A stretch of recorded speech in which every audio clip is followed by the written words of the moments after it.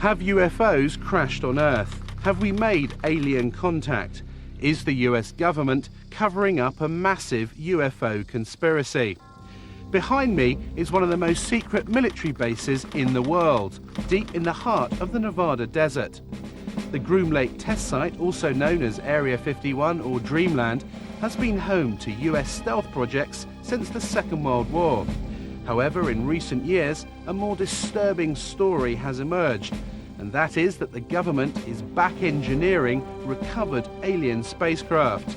Tonight, based on evidence given to us by top military personnel, engineers and scientists, we can exclusively reveal the UFO technology that's being developed behind me. It's a story the US government has tried to cover up for half a century. The truth behind Dreamland. I am convinced, based on my research and the individuals whom I've had contact in the US intelligence community, that the US government does indeed have craft that meet the description of many of the UFO reports. The whole aim of the project was to take these craft, or the one in particular that I was working on, and try and duplicate its systems and subsystems with earthly materials. I'm convinced beyond doubt that we have recovered aircraft, alien vehicles, that we have made contact with aliens, that we are communicating with them in some way or form, and that we have vehicles and bodies in preservation.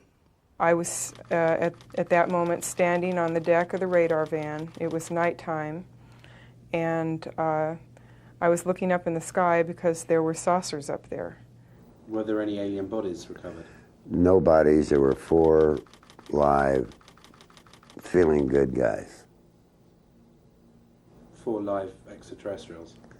4 live, feeling good extraterrestrial type individuals, yes. They are here, whoever they are, wherever they came from, whatever they're doing. Other intelligences are messing around on our planet. I think that too many people's butts are on the line with this, that they lied to us too long, that a lot of people have stolen legitimate national security money to keep this cover-up going, that they have perpetuated disinformation schemes on the American public, probably on the British public. The Air Force knows that there was a crash saucer, there were alien bodies recovered, that there have been aircraft that have gone up to chase UFOs and have not come back. They know that we're dealing with the biggest story of the millennium. Set on a remote dry lake bed 80 miles outside Las Vegas, Area 51 is just one part of the massive Nellis Air Force Base, which is roughly the same size as Switzerland. It was commissioned by President Truman in the 1950s as a top-secret location to develop and test America's new generation of post-war aircraft. In the technology fever of the 1950s, the base soon became home to the most exotic flying craft of its day. More recently, it is where the F-117 stealth aircraft was developed and test flown.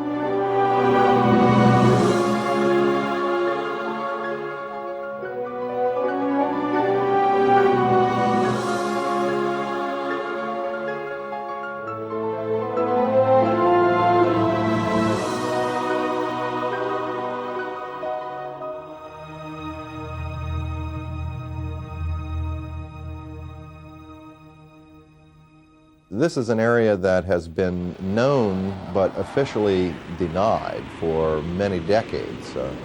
We go back quite a ways into the 40s and 50s with the development of the U-2 spy plane, the SR-71. All of our super secret aircraft have been developed and test flown out in this particular area.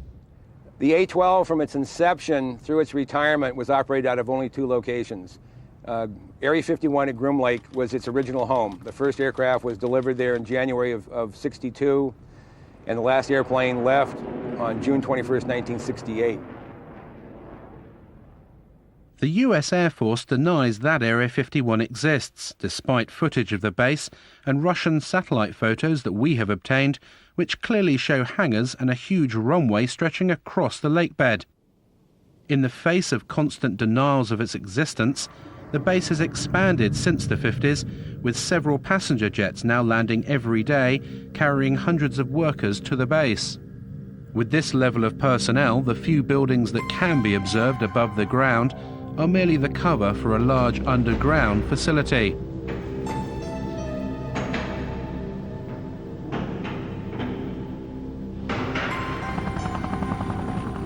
Security at the base is unprecedented and secrecy is paramount. Since the late 50s, the military has sequestered hundreds of thousands of acres of land that adjoin the base. The exclusion zone around Area 51 now stretches to 26 miles. The secret status of the base is very, very well preserved.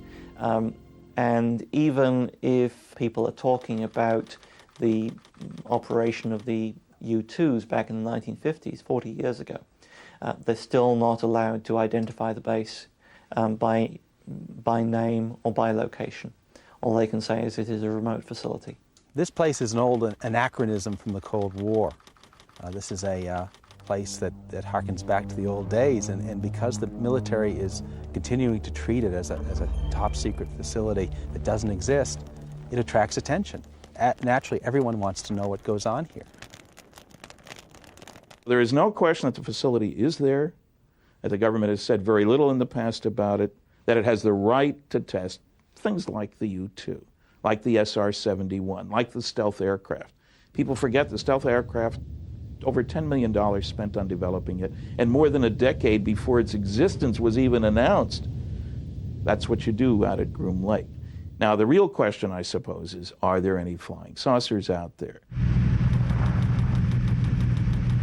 We took to the skies to see the base for ourselves. Flying at an altitude of 10,000 feet, we edged to within 1 mile of the restricted zone. Having made contact with the tower, we soon found out how seriously Area 51 guards its airspace. 69 from you, remain on the 4375, going off right, pick you back up in a few miles. We're just curious, is there any activity today out at the Groom Lake area? Any activity where, sir? Out at the Groom Lake area. Lake Mead 69, I don't have any of that information available. Dude, L control on guard. When working Reveille Mola, squawk altitude, acknowledge with an ident. The Nellis approach controller now is just getting a little concerned that we're getting close now. We've just been buzzed by 2 F-16 fighters. They passed our bow at about 800 to 1,000 miles an hour. These guys aren't messing around. They don't want us to be here. In fact, there's another one just gone by the bow there. They're either trying to get us out of the area quickly or force us to land. And there goes another one. Well, that was really close, right off the right side. I'd say that was within a mile and a half. Oh, you can see him, boy. That was amazing. And they have TCAS on board, so they definitely had radar contact with us. That was really close. In 1989, one man blew the lid off Dreamland. His name was Bob Lazar, and he claimed to have worked at the Groom Lake site, back engineering recovered alien spacecraft. The base is against the side of a mountain, or small mountain, big hill. There are 9 hangar doors, and the hangar doors are not just shiny metal out in the desert. They are painted or sprayed with a sand texture to them. And from what I can ascertain, to prevent satellites from photographing the installation, so they look like the mountain range. It was pretty effective from what I could see. On the first occasion when I drove out there, all the hangar doors were closed, but at close range you could tell that they were doors and they would open. We drove around the left side of the installation, and there was the main entrance in there, and went through some gates and a security check and went inside, and it seemed like a typical government building.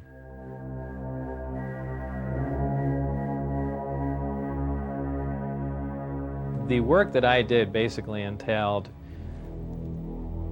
back engineering the power and propulsion system.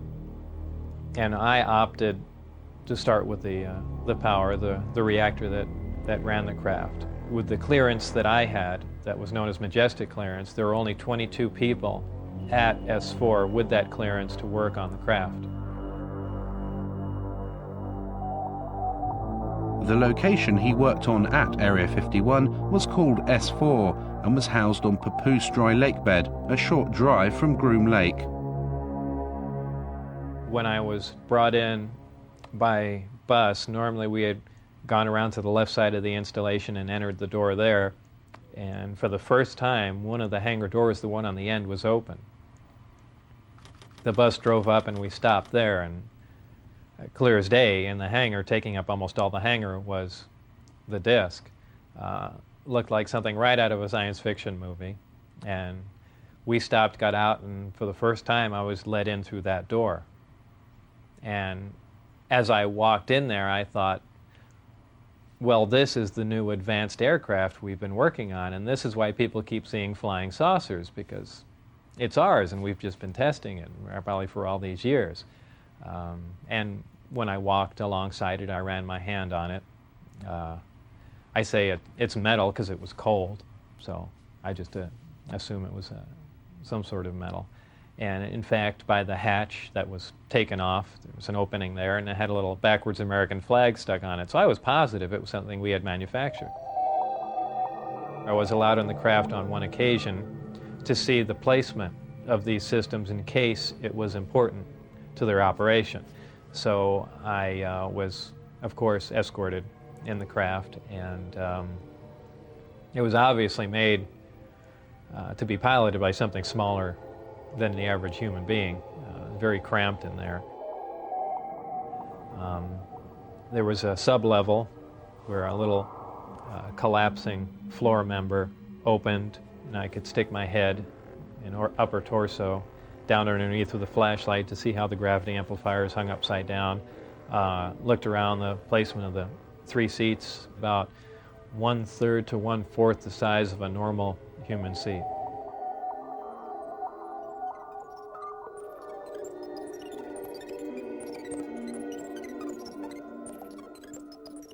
At one point when I was in the craft, one of the archways became transparent. There were some technicians working on something else that I had no knowledge of. So, and also something began to scroll up on the screen. So it might have been possible that the skin of the craft, whether under electrical influence or something else, could at times become either transparent to look outside, or be used as some sort of video screen. That was pretty amazing. When I went outside and looked at it, it looked as if it was just a plain piece of metal again.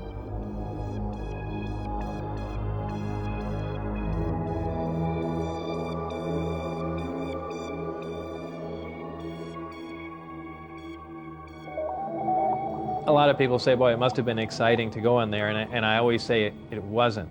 It was a very ominous feeling. You really had because it's so, I know it sounds silly, but it's so unearthly in there. Nothing had a sharp edge to it. It was if the seats, the amplifiers that were in there, everything, as if it was made out of wax and heated for just a little bit and then cooled off. Everything had a smooth curve to it, even where a chair met the floor was blended into it. It was if the entire craft was injection molded. No one, let alone Bob Lazar, have been able to verify any of his academic or professional credentials. In 1990, he was convicted of pandering and declared bankrupt. In court, he simply described his occupation as a self-employed photo processor. Is Lazar a fraud? Did he work at S4? Or was he set up by the military to release certain information about the base? The notion that he would make a great patsy and he's the perfect scientist to work on such a project is interesting science fiction. In the first place, we have no reason to say he's a scientist. No diplomas, no papers, no memberships, nothing. In the second place, I worked on security for 14 years. People take security far more seriously than that. One of the strange statements he's made, there are only 22 people working on this thing. Well, you get more than that working on devising a new mousetrap for the government anyway. That makes no sense. And, it has all the trimmings, his story, of a Walter Mitty story. Somebody in his imagination was, stronger, brighter, faster than anybody else. I did a variety of research relative to Bob Lazar. I actually met him. I obtained a copy of his, what they call a W-2 form, which is one of the IRS documents associated with pay. His particular form indicated that he worked for the U.S. Department of Naval Intelligence. My investigation of this document and the claims that Bob Lazar made followed a very strict path of sound research. I contacted the U.S. Department of Naval Intelligence and indeed verified that they were likely responsible for presenting that W-2. I investigated the issue with the Internal Revenue Service. They informed me the exact words were, it appears to be legit, that it was a genuine document. It was not something that had been fabricated. There were a variety of numbers, contract numbers and so forth, issued on the document, which I was able to research, again finding that these were highly classified numbers. In fact, Internal Revenue Service ran into a brick wall when it came to trying to track down the actual employer associated with the document. He gave me information about his background, educational background and employment background. I started with his claim to have worked at Los Alamos Lab. I figured, well, that's a good starting point. If he worked at Los Alamos, it's pretty likely that he had an education somewhere. They don't just hire people off the street. And if he worked at Los Alamos, especially on classified projects, it's at least reasonable to assume he could have been hired somewhere else in Nevada to work on similar projects. We went to Los Alamos and got nothing even close to cooperation. They wouldn't respond to our phone calls. They say, we have no information on Bob Lazar. There's nothing in the files. I said, are you sure now? No, nothing in the files. I showed them the phone book entry that Bob had kept that said he was there. I showed him the newspaper article that showed that he was there. Are you certain that you don't have a Bob Lazar? Well, maybe we had a Bob Lazar. Here's an ID number, but he didn't work for us. He worked for someone else. Basically, Los Alamos Lab tried to thwart me at every step. Were completely uncooperative in trying to get information about Bob, and I found that to be the case at every step of the way in trying to verify his background. I'm the one that couldn't find any records or anything. I mean, I'm the one that brought that up, because I was the first one to run into that. Initially, I couldn't get a hold of my birth certificate either, and that was one of the things that concerned me, is they might be trying to make me essentially a non-person. I think it's most likely that Bob Lazar was indeed set up to be the conduit for certain information relating to this extraterrestrial project. On one occasion in the desert, Bob Lazar saw a flying disc being tested. I was brought into the hangar for one of the short duration tests, and the craft was already outside on the lake bed and lifted off silently and was drifted around for a bit and set back down, and that was pretty much of a marvelous sight. It's a huge thing. It's like seeing a house lift off the ground quietly. It's just, you can't imagine the energy involved to do that and not to make any noise at all. There was some audio communication with the craft, and so I can only assume that there were humans on board, and somehow they had managed to squeeze themselves into those little seats or put something in there to sit on, and obviously they knew how to operate whatever controls there was, or fabricate their own, or retrofit it with something. The Apollo space missions of the 1960s stirred America into space fever. But as the country's finest astronauts hurtled skywards in conventional rockets, did the president know of the existence of sources and propulsion systems that were literally out of this world?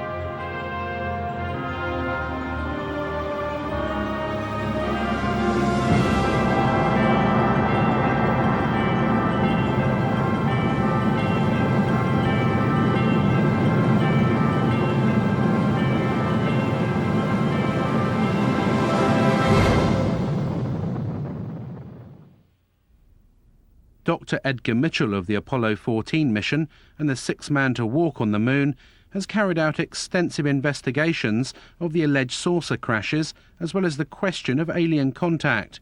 He met Lazar in 1991. I tend to believe that his basic story is true. that he was exposed to what he thought were alien craft and attempts to engineer and back engineer. I think that his explanation of what's going on and his theory that he's utilizing is probably not on target. What I think is credible is the fact that he was there.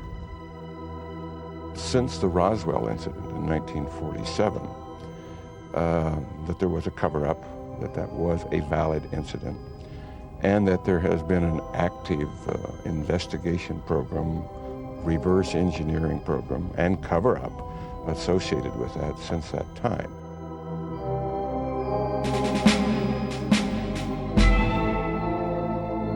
After working at S4 for several months and in clear violation of his top-secret clearance, Bob Lazar decided to tell his closest friend, Gene Huff, about his work at the base. My reaction was to, without pressing him against his will, find out more, get him to tell me anything I could.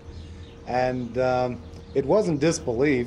I think I was actually motivated to further read. I started investigating other books on UFOs and other researchers' information to see if anyone knew anything, and needless to say, they didn't know what Bob knew. 1 month later, in March 1989, Bob Lazar went one step further.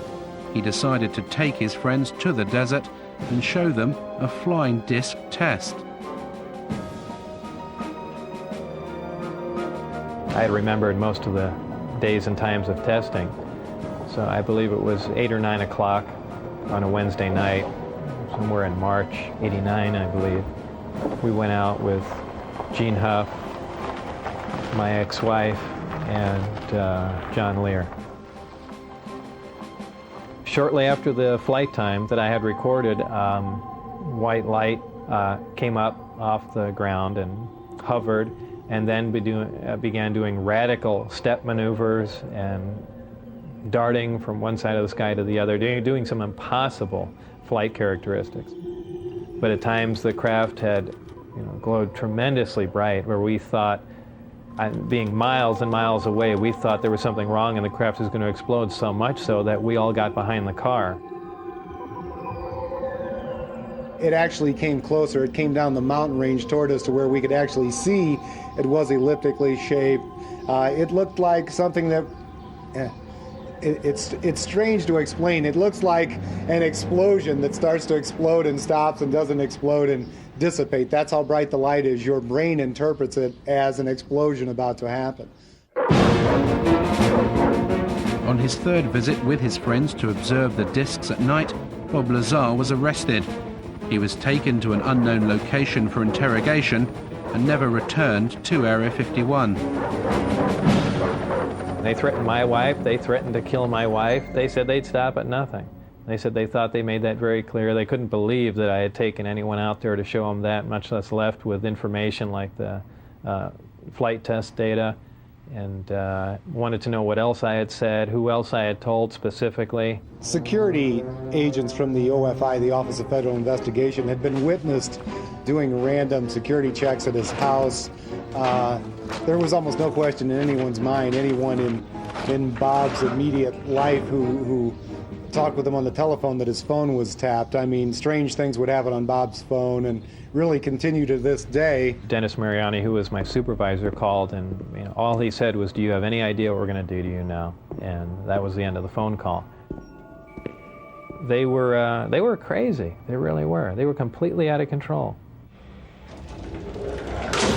When you go to work out at those locations, you sign away your constitutional rights.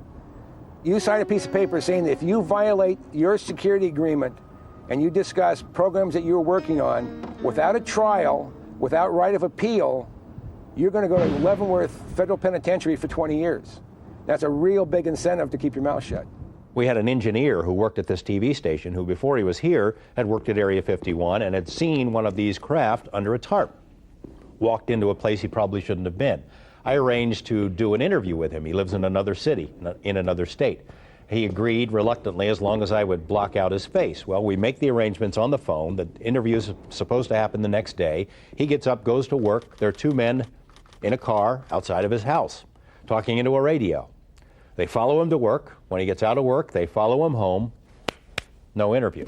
I mean, it happened again and again and again. Same scenario. It has been very difficult to talk about this. It's almost like every time I relate the story, it gets a little easier. But when I first started talking about it, it was like my mouth didn't even want to form the words, and the sound didn't even want to come out of my throat. So I can only guess from that there was a very strong suggestion given to me not to talk about this, not to remember it, and if I did remember it, not to ever talk about it to anyone. This man is a 71-year-old mechanical engineer who, like Bob Lazar, claims to have worked at Area 51. He started working there in the 1950s on a flying disc simulator built to train US pilots. He said he's been given permission to talk to us about certain specific aspects of his work, but asked us not to reveal his identity.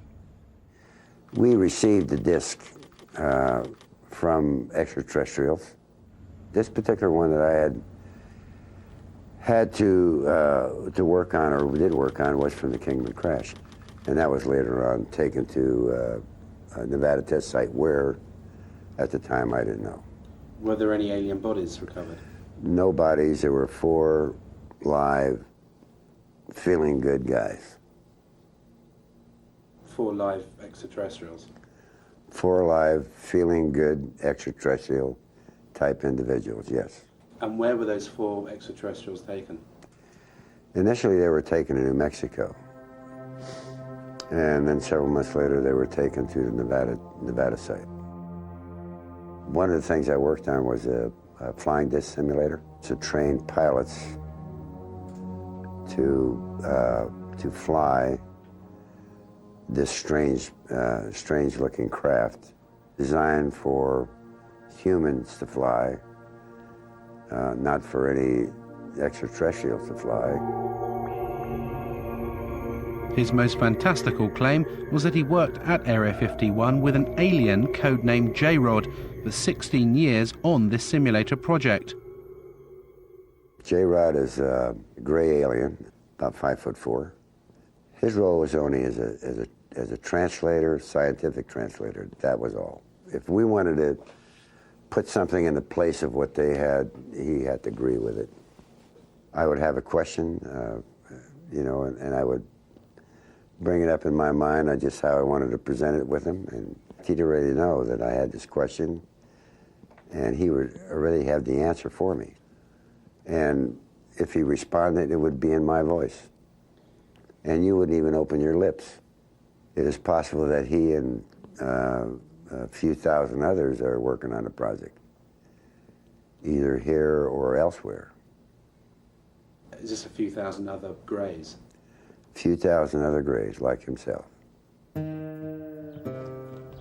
The nearest town to Area 51 is Rachel, population 150, and home to the most famous bar and grill in Nevada, the Little Alien. The local residents have seen their highway truck stop turned into the UFO and ET Center of America. Tourists flock to Rachel to scan the skies in the hope of having a sighting. For all the hype, the sightings of bizarre lights in the sky do continue. Local resident Chuck Clark has had many unexplainable sightings. The most remarkable sighting that I've had in the last 3 years took place 2 years ago, February of '93. I watched a glowing object ascend vertically from the area south of Area 51, where S4 would be located, hang motionless in the air for about 10 minutes and then slowly start to descend. All of this while I thought I was watching a illumination flare that was launched from a mortar tube. I can hear jets in the background. I'll zoom back a little bit. This is looking straight over Steve Medelin's ranch, right here off 375 highway. This is right over the peaks. Once it got down to the ridge line, however, it was in front of the hill that it had come up from behind. The hill was about 12.5 miles from my position. It came down to a few feet above the ground at the base of the hill, hovered momentarily, which is still consistent with what a flare might do in calm air, but then suddenly it shot off westward, covered 4.8 miles in 1 to 1.5 seconds, and stopped cold, also about 30 feet off the ground, hovered just long enough for me to get it focused in my binoculars for maybe 2 seconds, and then it vanished right in place. We've seen video of craft that were luminous, that would move across the sky as if it was skipping a stone across water, or sort of a sewing machine effect. What we see across the screen are a series of lights, of dashes of light, as the object moves from point A to point B. And a rather strange warping occurs that's very difficult to unravel until you go frame by frame and you begin to see what is actually occurring. Therefore, we are seeing what you might call a shadow effect of the propulsion mechanism at work.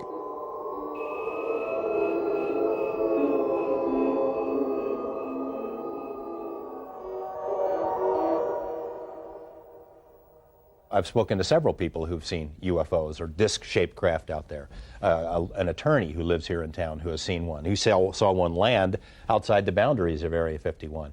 I've spoken to a very high-level managerial type who worked for a defense contractor out there for a number of years, from a very respectable, reputable family. His credentials are beyond question, but he doesn't want his name or face used, and he has seen them many times. There were a variety of craft that were all essentially generically sort of canister-shaped, I guess you would say. They were predominantly disc-shaped or rounded, like one of those Chinese lanterns or something or other. They appear to be colorful. At least they were multicolored in addition to the lights that seemed to be able to take on the light of the background. They could camouflage themselves somewhat in the sky by absorbing the blue light from the sky and the clouds.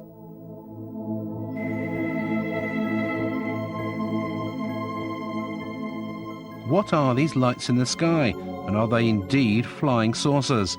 We asked US Navy physicist and UFO expert Dr. Bruce Maccabee to examine the footage. Basically what you see are lighted objects doing things way off in the distance. You don't really see any structured craft. Some of the video material, a very small amount that I've seen, seems to show lights doing strange things like hovering and then moving suddenly to another location maybe, and moving slowly and jumping around a little bit. I've concluded that they aren't ours. That means they belong to somebody else, and they're not made here on Earth, basically, so they must be coming from the outside. How they get here, who, in quotes, they belong to, I don't know. Extraterrestrials is a reasonable proposal. All the arguments that have been put forth that it couldn't be people from another star system in the galaxy or whatever because they can't get here from there, those arguments are not physically correct, because we could get there given enough time and money and desire to do it. However, it's clear that these other intelligences, whatever they are far beyond us in terms of technologies. Coming back, just doing a loop. Now what I'm going to show you is a computer-enhanced version of what you just saw, and we're just going to look at the one portion where the UFO was appearing in the left-hand corner, going to the right, and then coming back again. That's all we're going to see. We're going to see it repeated over and over again. This part of the frame has been chopped out of the full frame. So I'll just let it run, and it goes back and forth, repeating. And if we stop it, and here's the shadow, and here's the UFO. So basically we have a triangle with one side and two angles that we know. The net result is I can calculate the UFO position in three-dimensional space. Right. Turns out to be about 7,000 feet away from the camera. So having analysed it, what we seem to have here, Bruce, is a genuine UFO. Yes, there is an object out there 7,000 feet away. It wasn't one of ours. It's about 30 feet in size. A genuine UFO.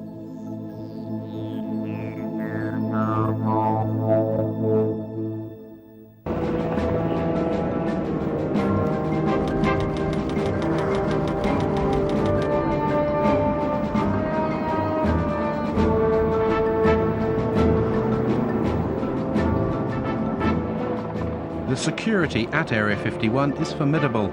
The entire perimeter is surrounded by motion detectors and cameras. Armed guards patrol in jeeps and helicopter gunships are deployed to warn off anyone who challenges the borders. We headed out deep into the desert over 80 miles outside Las Vegas. Travelling down the recently renamed extraterrestrial highway, we'd come to see America's most secret base for ourselves. The only approach to the base is a dusty 10-mile track called Groom Lake Road. Anyone approaching the border can clearly be seen for miles, and as we've been warned, our every move was being monitored by the security patrols and cameras on the hilltops.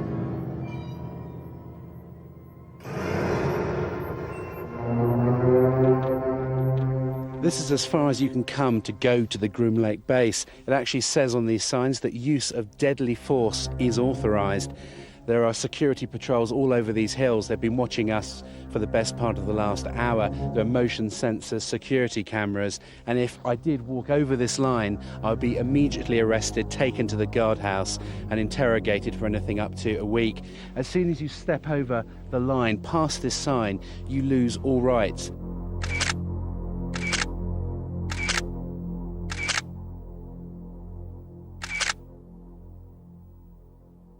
What's amazing to me, Glenn, is that the entrance here is so unassuming. They've got this rickety sign saying use of deadly force authorised, but you literally could, if you didn't know what you were doing, you just carry on straight into the base. That's the idea. You don't encounter any people here. If you went into the guardhouse that's there about a quarter mile in, you'd be arrested immediately because you've already passed those signs. They don't want to answer any questions, so they don't put any people in vulnerable positions. And as you come off the highway up there, the extraterrestrial highway, there's no sign saying Groom Lake. There's nothing, is there? No, I've put up a secret base sign up there occasionally. Secret base this way, but it doesn't stay up for very long. And on foot or in car, this is as close as you can get to Groom Lake, isn't it? This is physically as close as you can get. Unfortunately, you can't see anything from here at all. How far are we actually away from the base? We're about 13 miles northeast of the base right now. Right. And if we continued up this road, if we drove into the base now past the signs, we'd be arrested? If you drove beyond here 20 feet, you'd be intercepted. As night fell and determined to see the secret facility, we headed for Tikaboo Peak, which overlooks the base 7,000 feet above the desert. At our base camp, I talked to Glenn Campbell, who founded the Area 51 Research Centre in Rachel and who produces the Groom Lake Desert Rat newsletter. He gave up a successful career in computers to devote his life to uncovering the truths of dreamland. This is a large facility as big as the state of Connecticut. It's got lots of unknown, unexplored areas that you could store anything you want. Area 51 is only the best known secret base of a vast complex. They could house a lot of different things we don't know about. But there is actually no fencing, is there? Yet they know when you cross that line. It's simply marked by orange posts every few hundred feet. It's easy to wander across this line, but as soon as you do, they're going to detect you and they'll be right on you. This is a very harsh military border. It's not a place for tourists. Military has never said there are no UFOs. It's never directly denied any of the Area 51 stories. It would have been so simple when these claims came out, these Papoose Lake claims, for the military to simply say, look, we have nothing there. They could take a few reporters to this area and show them, nothing there. The military hasn't done it. The military has stonewalled. It has remained silent. And that's the most damning thing that they can do. At 3 a.m. we started our final ascent of Tikaboo. We needed to reach the summit before daybreak in order to see the base lit up for its nighttime test flights. Even at night, the roar of the jet shattered the silence of the desert.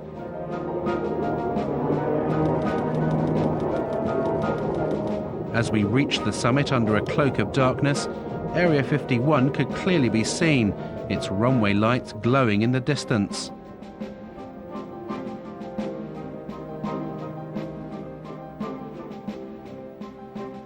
After trekking for several hours, we finally set up camp here, some 7,000 feet up. And since the crack of dawn, we've been watching non-existent flights, ferrying non-existent personnel to this non-existent base. Tikaboo Peak is the last safe vantage point where you can clearly see dreamland.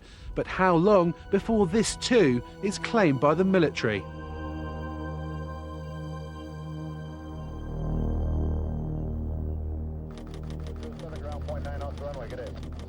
The Groom Lake mystery continues. We followed the personnel flight out of the secret base, and they've landed here at McCarran Airport, just outside Las Vegas. There are apparently over a dozen flights every day, ferrying the personnel in and out of America's most secret base.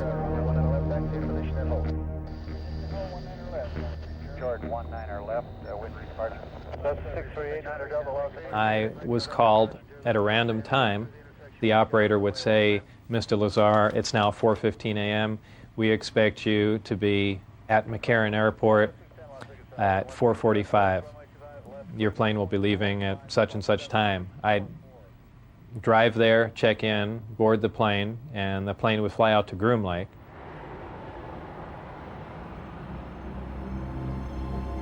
As the Groom Lake workers headed off in their cars, we tried to enter the terminal. Who could you point me to at the base who could give me some information? Okay, what I want to tell you right now, you're trespassing on private property. Sorry, we thought that was the point. You're trespassing on private property. You're inside our gate. And I'm going to advise you right now to leave the premises immediately. Okay? Is this government? You're to do that immediately. This is private property. You're trespassing. Leave the premises. As soon as I get to getting you information. Is it government property or is it just private? No comment. You're trespassing. Okay. Who are you trying to kid, bud? Is there anyone you can point us to give us any details of?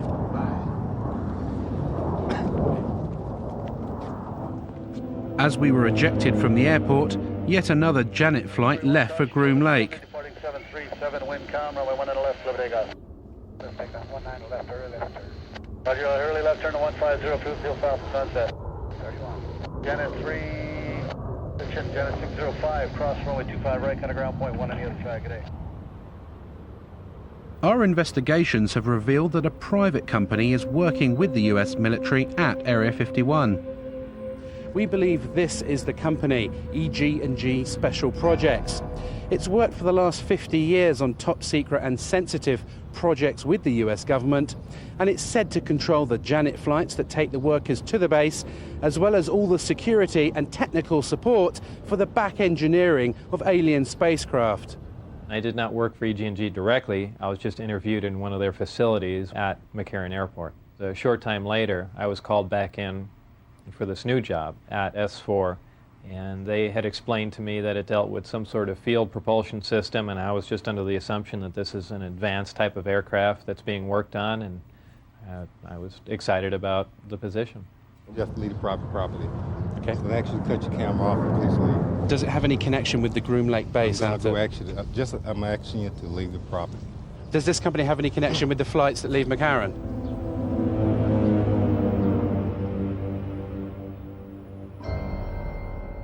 EG&G has been the central civilian contractor for Groom Lake basically since the beginning.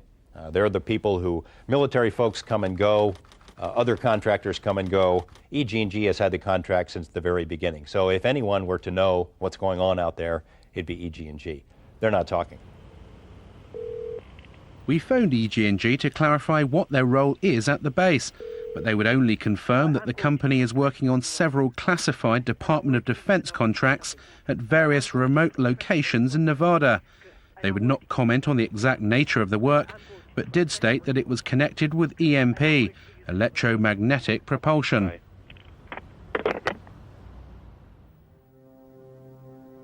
If recovered alien craft are buried deep beneath the Nevada desert, then the power to release this information to the public lies deep inside the corridors of Washington.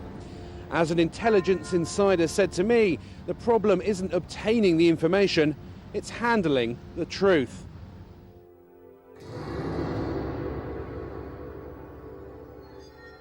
Are these alien craft above Groom Lake, or are they man-made? Have the US military developed the technology to build flying discs? There's a great deal of legitimacy to this UFO phenomenon, to the issue of alien intelligence. This is something that's not at all new to the US military. There's programs that they're working on today that are 50 years ahead of anything that you and I could even conceive of. The black project teams are operating without oversight from official committees, from Congress, if you will. I find that exceedingly distressing, frightening, the ultimate big brother scenario. Everything is being run by the ETs. They're so far beyond us in terms of technology that I don't think we would have a chance. I don't think we've yet scratched the surface on what's happening out there with regard to flying saucers. There are a variety of activities, some of which are classified throughout what is often called the Air Force's Nellis Range Complex. The range is used for the testing of technologies and systems and training for operations critical to the effectiveness of U.S. military forces and the security of the United States. There is an operating location near Groom Dry Lake. Some specific activities and operations conducted on the Nellis Range, both past and present, remain classified and cannot be discussed. Based on the evidence of former workers and the unexplainable lights in the sky, there is little doubt that Area 51, seen here in the distance, does house flying craft that are literally out of this world. If recovered alien spacecraft and bodies have been taken to this remote location since the 1950s, could a secret of this size be kept under wraps for so long? And if so, who's keeping it? We're dealing with a cosmic Watergate. That means that some few people within the governments of the United States, Canada, Britain, and undoubtedly other countries have known since July 1947, when at least 2 crashed flying saucers and several alien bodies were recovered in New Mexico, that indeed some UFOs are extraterrestrial spacecraft. Since Project Blue Book closed down in 1969, there was no official interest in this subject. That seemed, to say the least, a trifle strange when documents that have come out under the Freedom of Information Act in America show the contrary, show that organizations like the CIA and the NSA are actually very heavily involved in UFO research. There's a relatively small number of people within the intelligence, military intelligence and scientific and technical intelligence community who are aware of what's going on, and an even smaller group who are actually organizing top secret research into this phenomenon. Whenever we'd have a crash, the staff people would tell the public information officer, use story number 38 in the book, and he would release details according to a standard release procedure for that kind of a story. And they never told the truth because that was always classified information. The government is fighting tooth and nail. It will not reveal any kind of information about that base, and as a result, workers, people who helped win the Cold War, who dedicated their lives to these secret programs, who kept their mouths shut for all these years, are dying because of exposure to toxic materials that the government refuses to acknowledge exist out there, because they refuse to acknowledge the base itself. If it is already explained, there's nothing exciting, why can't people talk about it? Presenting Cosmic Journey. One of the most revealing glimpses of just what the Pentagon knew about the existence of crash saucers and alien contact came in 1989 with the development of a top secret project codenamed Cosmic Journey. Cosmic Journey is a new experience in live entertainment, a new concept and a new dimension. This is something that no one should miss, and I guarantee you that millions and millions of people throughout the world will remember this for the rest of their life. Its aim was to display to the public, by way of a travelling exhibition, the crashed craft and preserved alien bodies that the government had in its possession. The Pentagon enlisted the help of Bob Exler, a NASA mission specialist in robotics, who was also a respected UFO researcher. At a series of meetings in Washington in 1989, military officials set out their plans to Exler.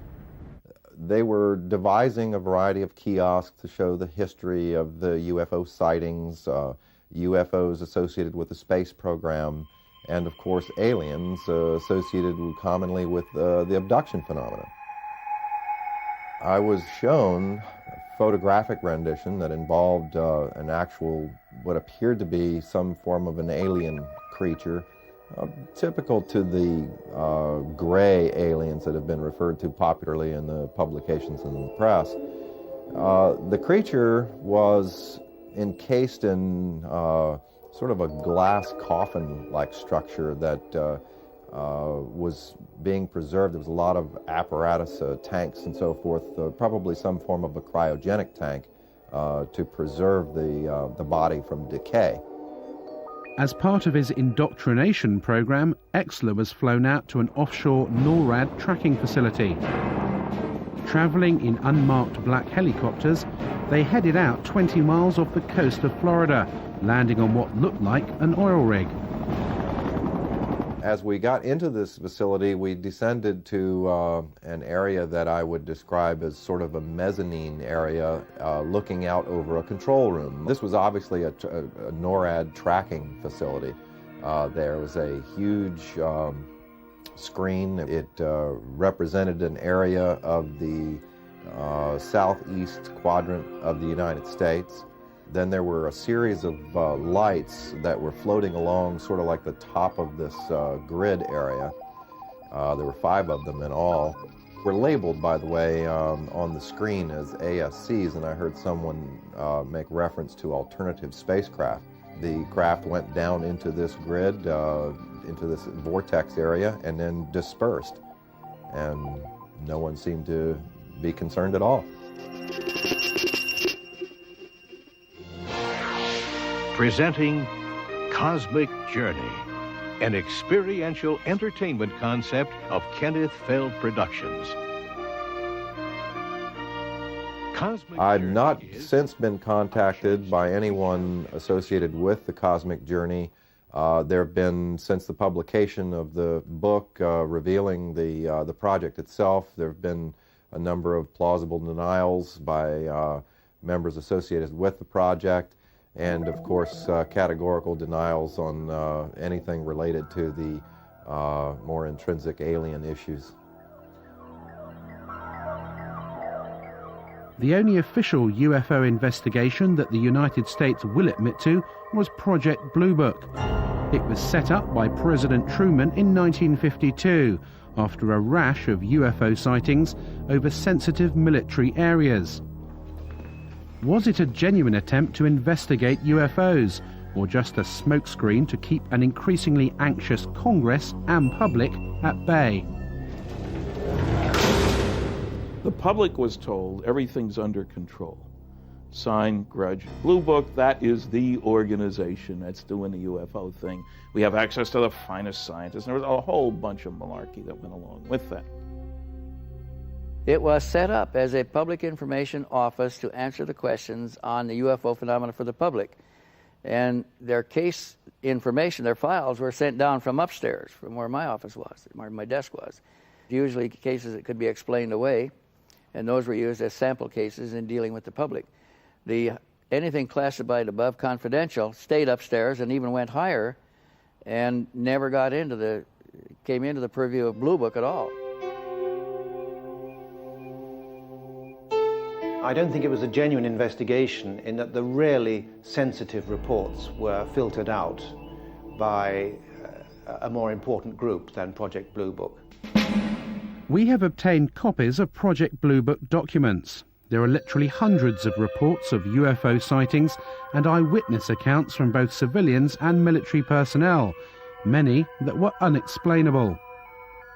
Project Blue Book is still some 40 years later the most important body of evidence admitted by the US authorities that we have made contact with extraterrestrials.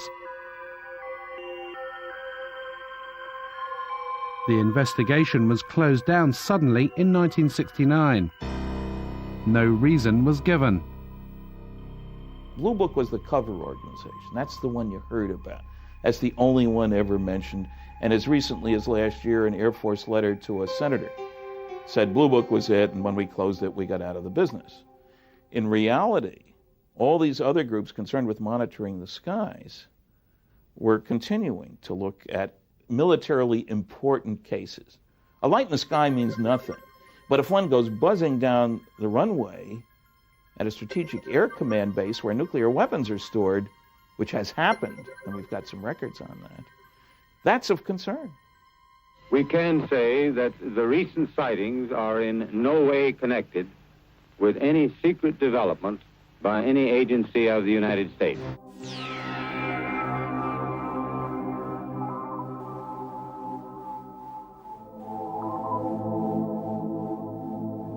You can go and look through the Project Blue Book records and find numerous sightings which have been, quote, explained. And you go and look at the explanation and you find the explanation does not fit the description by the witness or witnesses. That's evidence that the Air Force was trying to get rid of the problem by explaining it away at all costs. The evidence seems to suggest that the United States government is still investigating UFOs. The question is, who's in charge? Both the NSA, FBI and the CIA deny any responsibility. Because all information regarding extraterrestrials is handled as SCI, sensitive compartmentalized information, even the President of the United States in the White House behind me may not know the whole story. Who's in charge? Is it the President? Is it the Air Force? I'm convinced that we still have an analog with Majestic 12, a group of outstanding people, intelligence community primarily, and some technological people are running the show. Presidents come and go, the intelligence agencies go on forever. To the best of my knowledge, there is no official UFO investigation unit operated by the United States government. However, unofficially, the records show that the Defense Intelligence Agency, through its Defense Attaché system, has a remit to report on UFO incidents worldwide, and that's easily provable, despite the fact that the DIA maintains they have no interest at all in the subject. I tried during my 3-year tour of duty to establish contact with an opposite number in the United States. I made repeated attempts to do that, but consistently drew a blank. I was told that since Project Blue Book closed down in 1969, there was no official interest in this subject.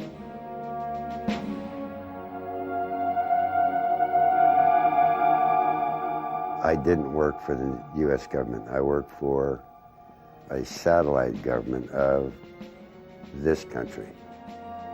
As far as the Senate concerned, I think there was only one left, and that was Bob Dole. And as far as the presidents are concerned, the only presidents that I feel that I met at the facilities back in the 50s and 60s were Nixon and Bush. We contacted former President George Bush to ask him what he knew about the existence of recovered alien craft and the developments out at Area 51. We received a fax response. Unfortunately, we are not able to provide answers to the questions that you send. President Bush's policy of long standing is not to comment on or engage in speculation about alleged classified programs of any kind. A close confidant of George Bush and a man well acquainted with Area 51 was Admiral Bob Inman.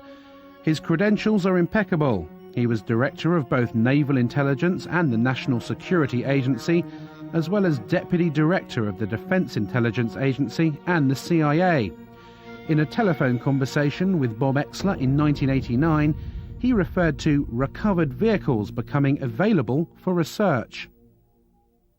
Do you anticipate that any of the recovered vehicles would ever become available for technological research outside of the military circles? Again, I honestly don't know. 10 years ago, the answer would have been no. Yeah. Whether as time has evolved, they're beginning to become more open on it, is a possibility.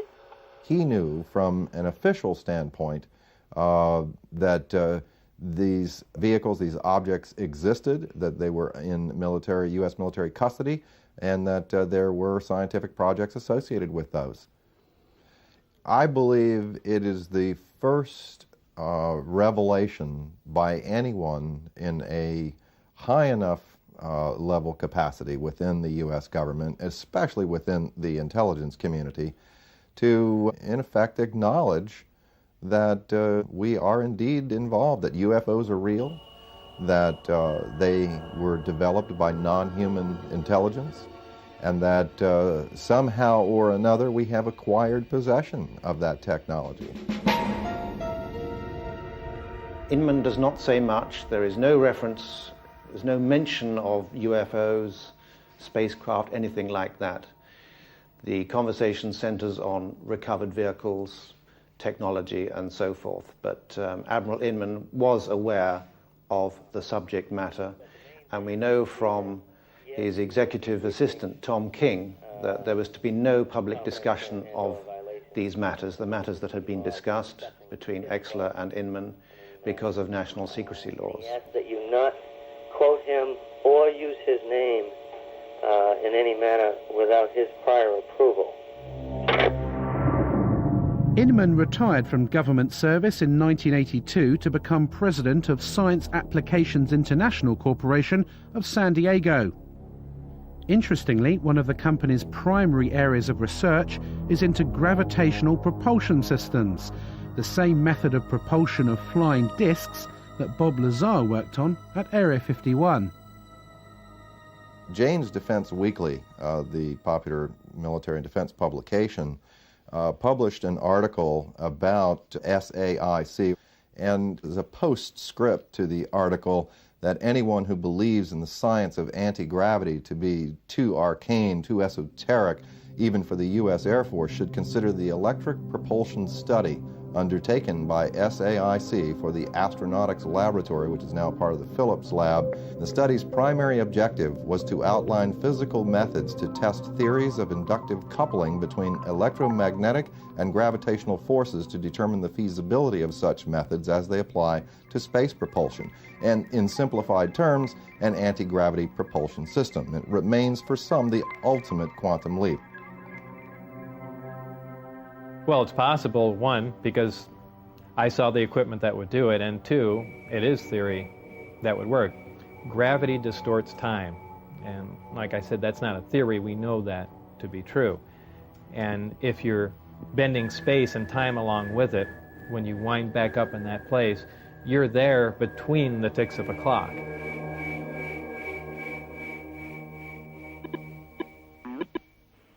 We called Admiral Inman to find out what he knows about Area 51 and why his company is developing this gravity propulsion system.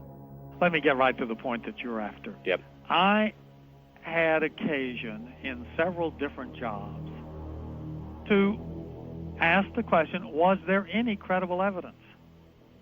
When I was the vice director at the Defense Intelligence Agency, the National Security Agency, the Central Intelligence Agency, I inquired at each of the three places at different times, do you have any credible evidence that would support the existence of UFO or, aliens? Yep. And the answer was always no. Jane's wrote an article in which it mentioned Science Applications International, and it referred to some of the development it was working on as the ultimate quantum leap, exotic, shall we say, gravity propulsion systems. What exactly are those, and what are they used for flying craft? I'm pausing because I want to make sure I don't overstate the case. Right. We're on a little sensitive ground here. There have been, over the years, I thought some of the early allegations of activity out in Nevada 15 years ago could well have been reflection of the prototype testing of some of the stealth vehicles. Some are clearly scientific phenomena. Some of it, again, will be something as simple as weather balloons that break loose, that get lost and go drifting. But there probably is some of it that is directly related to testing of late 20th century, early 21st century military technology related partly to reconnaissance in some cases and others to, attack aircraft.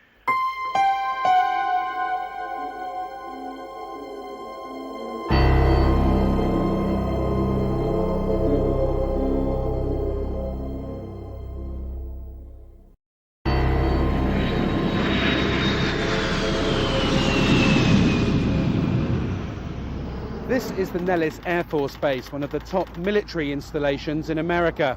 It's split into 4 main areas. The Tonopah and Nevada test sites, where America's top secret nuclear tests take place, as well as the Nellis bombing range, where the latest jets and bombers are put through their paces. It's also home to Area 51, so if there are flying saucers being tested over the desert, then the personnel at Nellis definitely know about it. We were contacted by a former radar operator at Nellis, who confirmed that she had witnessed a classified flying disc test out in the test range. She left the Air Force in 1985 and is too frightened to reveal her true identity. The flying disc test took place at night in the desert a few miles from the base.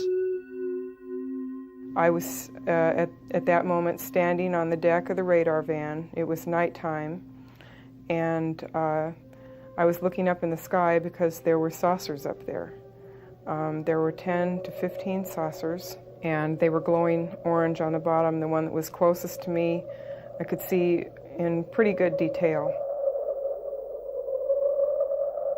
I was standing with a group of people of whom I did not know any of them, and they did not appear to know each other. So it seemed like we were all very isolated. No one was talking to anyone. It was very frightening, because what I was seeing was definitely something that was very highly classified, and there was a couple of people talking inside the radar van who I assumed were officers, but no one was wearing any rank insignia and no one was wearing any name tags. The maneuvers that they executed were very sophisticated, so my guess is that they were being piloted by aliens who knew exactly what maneuvers they could do.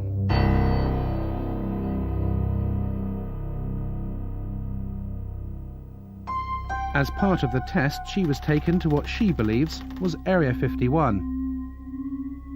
We were taken to a medical facility that was very sophisticated. Someone came and took me into an examining room, and they had me lay down on a stainless steel table. And someone came in through the door, walked around the table up beside the right side of my head, saying in a real deadpan, monotone voice, "Stay calm. Stay calm, stay calm." When he got up by the side of my head, he had a hypodermic needle hidden in his hand.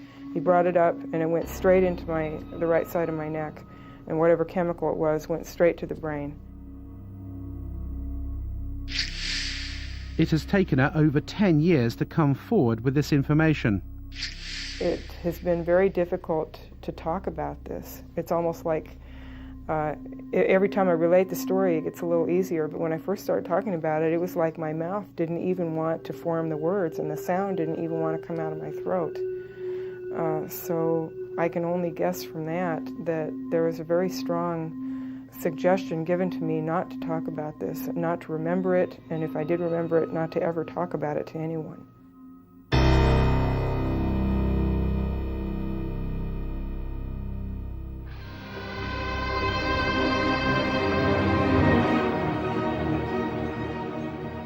As recently as 10 years ago, this Lockheed A-12, which flew out of Groom Lake, was still one of the US Air Force's most top secret military aircraft.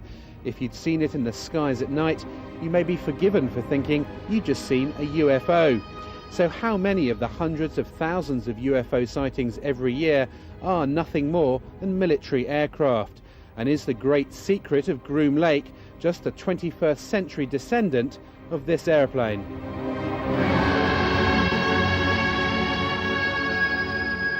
The original test pilot was Lou Schock. The first time he saw it, I mean, he rubbed his eyes, he turned around, walked back out of the production hangar at Lockheed and walked back in because he did not believe his eyes. You know, initially they were going to call it El Salvador instead of Cygnus. For the simple reason, in Spanish, that means the Savior or Jesus Christ. Like everybody who saw the airplane could not believe what they were seeing. It was a Buck Rogers airplane. This airplane was built, designed almost 40 years ago. 40 years before that, the hottest thing flying was a Seversky P-35. 40 years before that, it was a balloon.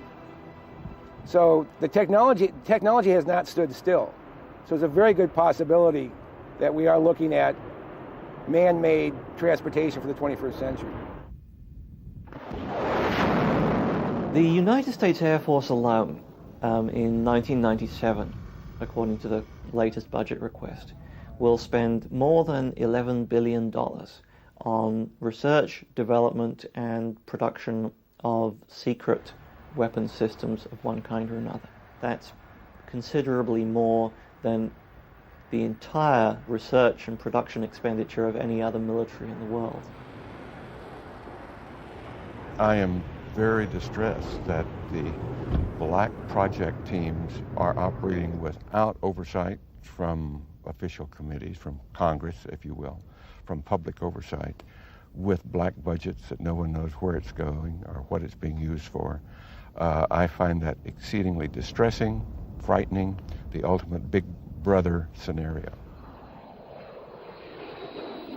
I think a good part of the reason for keeping everything classified is because this is an awesome weapon. Now you think the amount of energy that this system can put out, weapon system if you want to look at it as that, and it obviously had some weapon potential. Just think about being able to deploy something like that virtually instantaneously anywhere in the world. You have a conflict in the Middle East, how long does it take you to get an aircraft carrier over there? Well, it takes a long time. Here's an awesome weapon power that flies, that can move somewhere virtually instantaneously and, pound an enemy virtually into dust. Yeah, that's something to keep awfully secret at any price, because that's something you can almost conquer the entire planet with. I'm convinced that human beings are building disc-shaped craft. In fact, it was reported that by 1960, the U.S. military had already developed a disc that could operate silently. Man-made flying saucers are indeed real. This is the Avrocar, which was launched in total secrecy in 1955, less than 10 years after alien saucers were allegedly recovered from Roswell, New Mexico. A CIA memorandum in 1955 stated that the Avrocar was based on research developed by German scientists in World War II. We have obtained the only film ever taken of the first top-secret test flights in Canada in 1960. Why was the military test-flying saucer-shaped flying craft in the 1950s, when Project Blue Book denied they existed? Was it a cover to hide the real alien saucers being tested out at Area 51? Like Project Blue Book, the Avrocar was scrapped suddenly in the late 60s after millions of dollars were spent. No reason was given. More recently, the Lockheed Skunk Works in Palmdale, California, unveiled Project Dark Star, an unmanned aerial reconnaissance vehicle. Seen in hangars or in the skies, it is a UFO. I think it's time that you get a look at the newest star in the world of airborne reconnaissance. Ladies and gentlemen, I present Dark Star.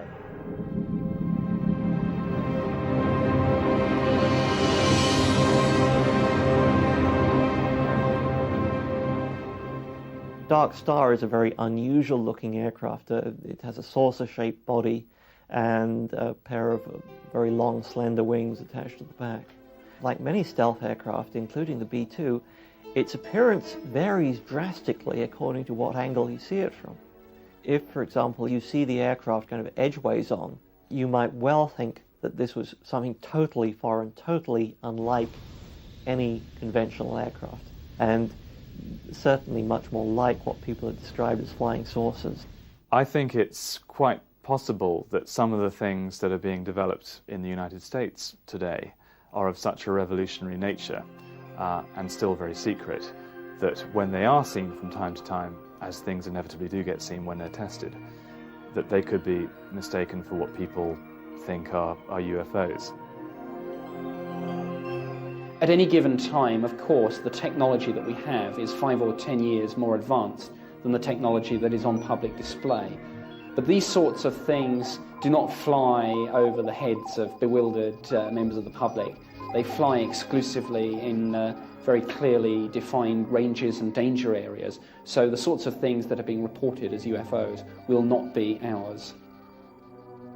In September of 1947, the Air Force wrote to J. Edgar Hoover a letter saying we've checked all of our research projects, etc. You know, this would be not just the Air Force, but the Navy and the Army, everybody, and we have nothing that could create these flying disc sightings.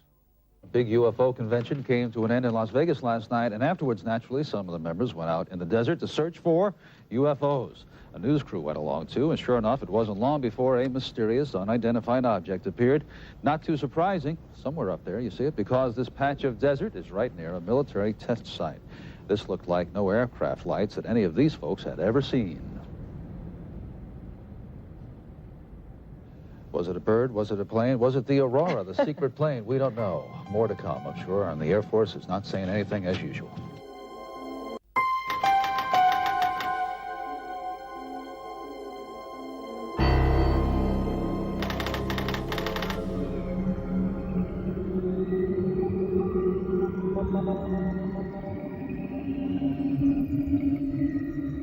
If UFOs are man-made craft, how do you explain the tens of thousands of cases of reported alien abductions every year?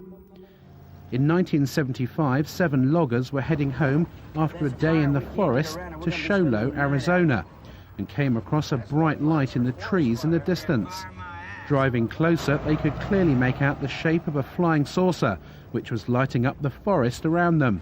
Mike Rogers and Travis Walton were in the truck. Stop, Mike! Stop the truck!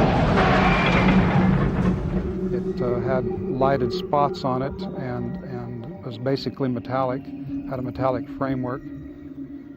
My first feeling was that it looked rather beautiful.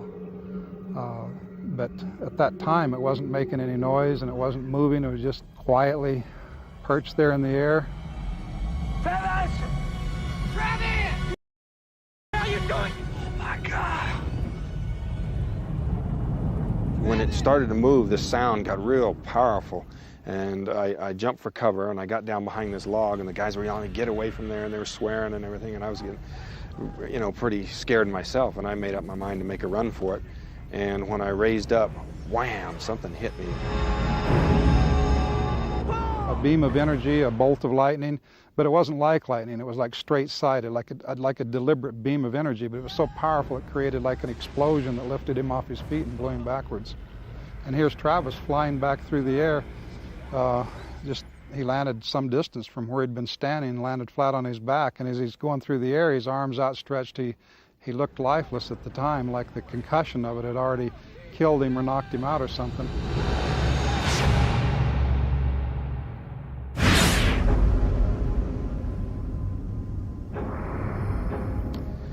Well, I could hear the sounds of movement around me, and I had trouble focusing my eyes at first. I saw there was a light above me, and the ceiling was very close. I could feel I was laying on top of some hard raised surface. But when I finally got where I could focus my eyes, and I saw these creatures standing over me, I just flipped out. I just instantly became hysterical. I started screaming. I was definitely not in a hospital. And can you describe what these aliens look like? Well, they were basically humanoid, you know, 2 arms, 2 legs, like that. But they had very large heads, no hair, huge eyes, sort of a pale grayish-white skin, and they were wearing coveralls, a kind of a brownish coverall. After spending what Travis remembers to be an hour or 2 inside the craft, the aliens put a mask over his face and he awoke in the middle of the road with the craft above him. He'd been missing for 5 days. What do you say to people who say, you know, these 7 loggers in the woods have just made this whole story up?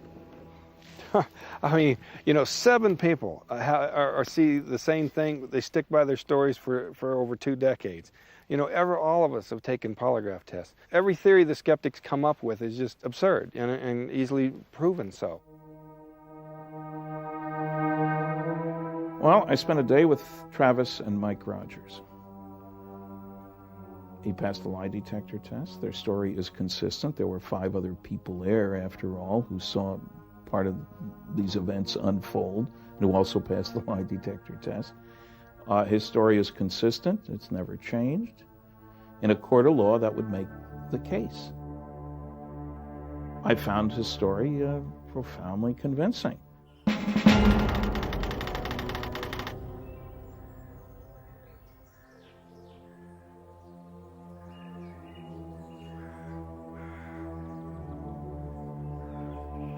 This is the Saratov Air Base, 200 miles outside Moscow. Behind these barbed wire fences is the Russian equivalent to Area 51. If you thought only the US government had flying disc technology, then you'd be wrong. The Russians have been working on a secret project codenamed Taryelka since the Second World War.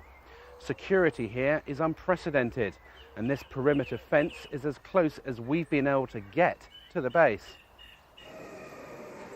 We did secure some footage of the flying disc in the hangar.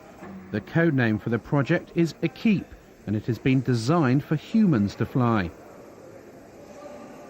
We asked the scientist in charge of the project what propulsion system the craft uses, but he would not divulge what he called classified information. What is clear is that Taryelka is aimed at the commercial market, not the military. The Russian engineers here at Saratov see this as an alternative to aeroplane transport in the 21st century. Where the production and design expertise came to build the Taryelka, no one is saying. But surely it's more than just a coincidence that the base here at Saratov is so similar to Area 51, both in location and security. And as in the US, the Taryelka project was started in the 1940s, just after the alleged saucer crash in Roswell, New Mexico. I'm pretty sure that the Russians have those craft. We were told directly by a leading Russian scientist who had hands-on worked on these things, that both the United States and the USSR had acquired information from captured Nazi scientists and had built craft like these. They knew that we had them. We knew that they had them. The story I got from the Russians before is that these same scientists who felt that there was an alien connection, Stalin himself, I was told, believed in this alien connection, that these things came from somewhere else. Now, I think because of the political changes and the political uncertainties in that country, even these scientists are backing off from that position. Well, we're not quite sure if these are alien anymore. They're not certain that the Kremlin needs any kind of a UFO expose right now. The Taryelka will be on display at trade shows around the world in a few years' time, sold off to the highest bidder. The fact that mankind may be transported in flying discs in the early part of the 21st century is a startling transition from science fiction into science fact.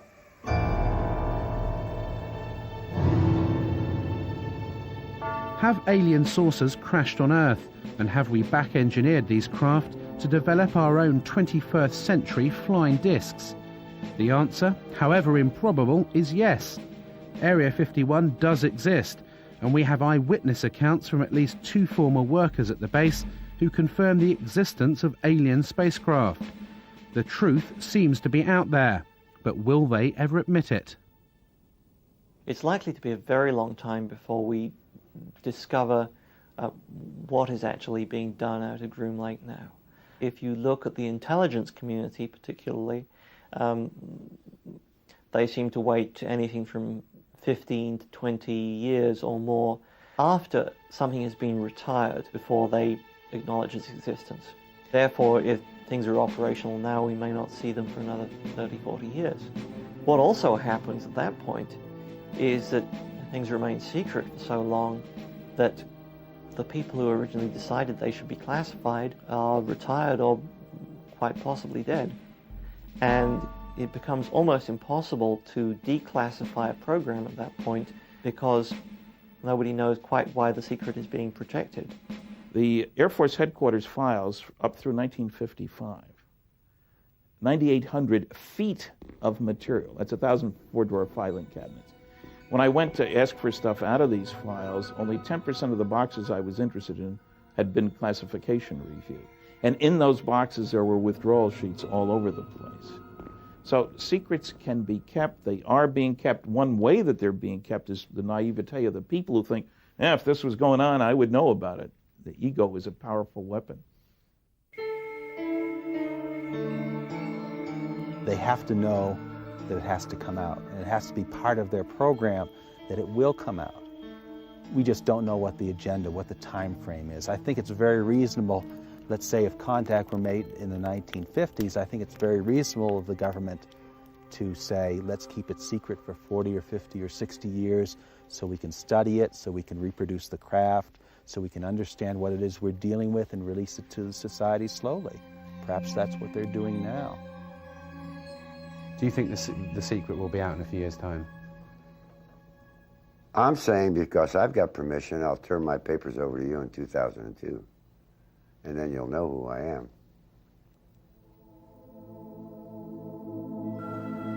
It's my impression that eventually there will be a weight of evidence so massive that society will admit that they are here, and at which point the government will have to admit that they've known a lot more than they've said all along.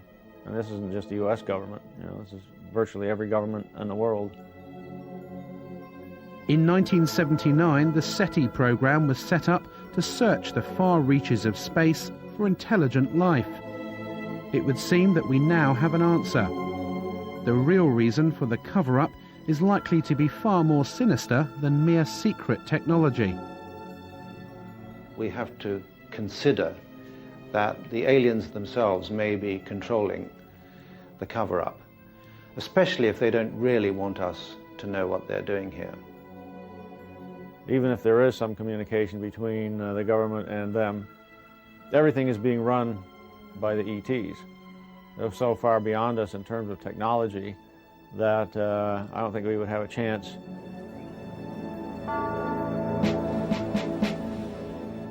They, the officials in charge of this information, are going to look rather impotent were it known that there are extraterrestrials invading our airspace against whom we have inadequate defense.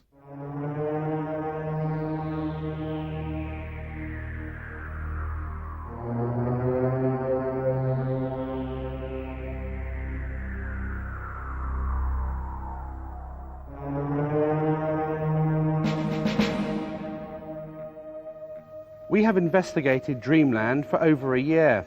Whilst we didn't see any flying discs or alien bodies, we did see lights in the sky which could not have been aeroplanes, military or otherwise.